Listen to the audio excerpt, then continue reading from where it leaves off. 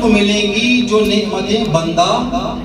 انہوں نے سوچا تھا کہ آسمان کے دسترخوان سے آج شام افطار کریں گے. اگر ان لوگوں میں سے کسی ایک نے سوال کر لیا ہوتا مولا افطار کا کیا ہوگا، تو دنیا کا افطار اہتمام کیا جاتا، آسمان کا افطار نہ آتا.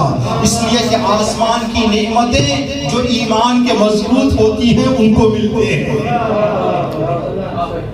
قرآن پاک میں اللہ کی آیت ہے، اگر مکہ والے، اگر قریے والے ایمان لا کر تقوی پر ثابت قدم رہ جاتے تو ہم ان کے لیے آسمان کی رحمتوں کے دروازے کھول دیتے.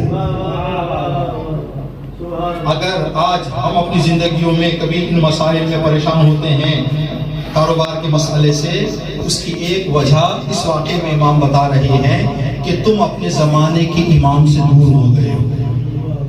اگر تم اپنے آپ کو امام کے ساتھ جوڑ لو تو امام کی برکت سے تمہیں کبھی ان مسائل کا سامنا کرنا نہیں پڑے گا.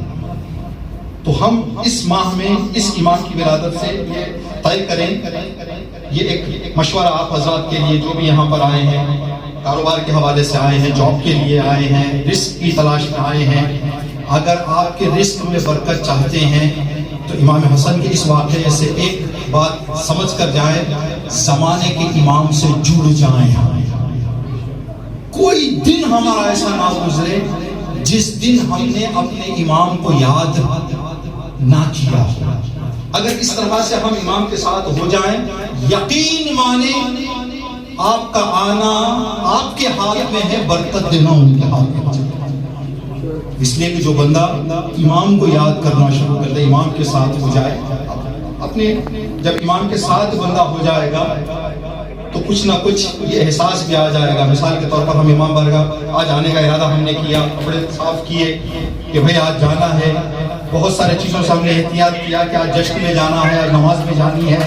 جب انسان کسی سے ملاقات یا کہیں جانے کا ارادہ کر لیتا ہے، خود بخود بہت سارے چیزوں سے بچ جاتا ہے. یہ ایک روایت. دوسری روایت اس ماہ کی فضیلت اور اس ماہ کے حوالے سے امام دوم کی روایت ہے، اس امام کی ولادت ہے. الدنیا دار سہو و غفلت.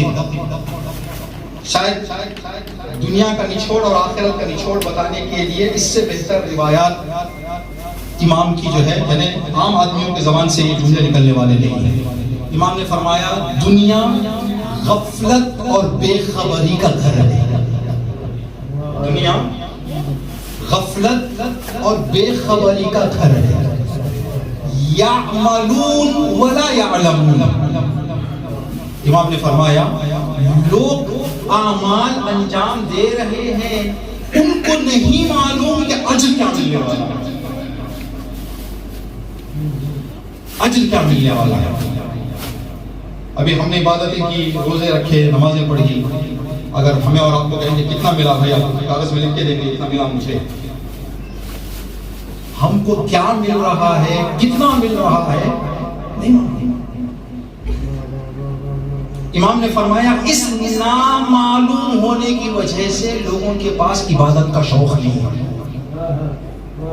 اشتیاق نہیں. اس لیے کہ یہاں پر عمل انجام دے رہے ہیں، کیا ملے گا وہ ان کو نہیں معلوم. ایک بندہ امام حسن علیہ السلام کی خدمت میں آیا، آ کے کہنے لگا مولا آپ کی شان کے مطابق کچھ مجھے عطا کر دیں، آپ کی شان کے مطابق مجھے کچھ عطا کر دیں.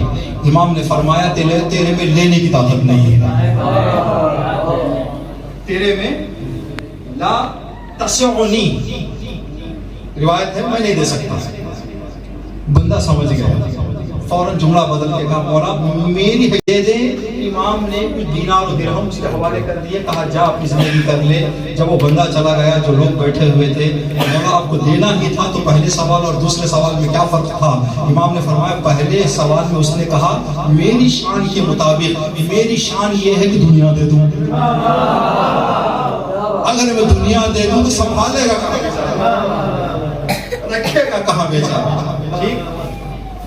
تو جو امام کی یہ طاقت ہے کہ امام چاہے تو کائنات دے دے، جو امام کا خالق ہے وہ اگر چاہے کسی بندے کو کچھ دے تو کیا دے دے گا؟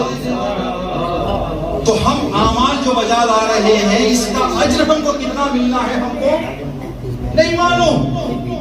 نہ معلوم ہونے کی وجہ سے ہمارے اندر شوق، بہت خوبصورت شعر ہے جو ہماری عبادتوں کی حالت ہے آج کل۔ کوئی جنت کا طلبگار،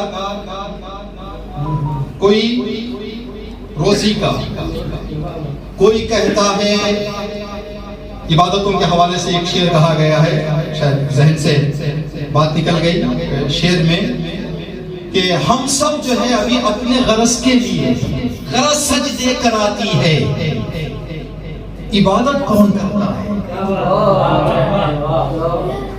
کوئی جنت کا طالب ہے، کوئی غم سے پریشان ہے، کوئی جنت کا طالب ہے، کوئی غم سے پریشان ہے، غرض سجدے کراتی ہے، عبادت کون کرتا ہے؟ ہمارے عبادتوں میں اگر ہم چھوڑ کر دیکھ لیں تو اگر مقصد نہ ہوتا، مصیبت نہ ہوتی، تکلیف نہ ہوتی، کوئی حاجت نہ ہوتی تو کیا ہم جھکتے خدا کے سامنے؟ امام نے فرمایا کہ اس دنیا میں تمہیں نہیں معلوم کہ کیا ملنے والا ہے، مجھے معلوم کہ کیا ملنے والا ہے۔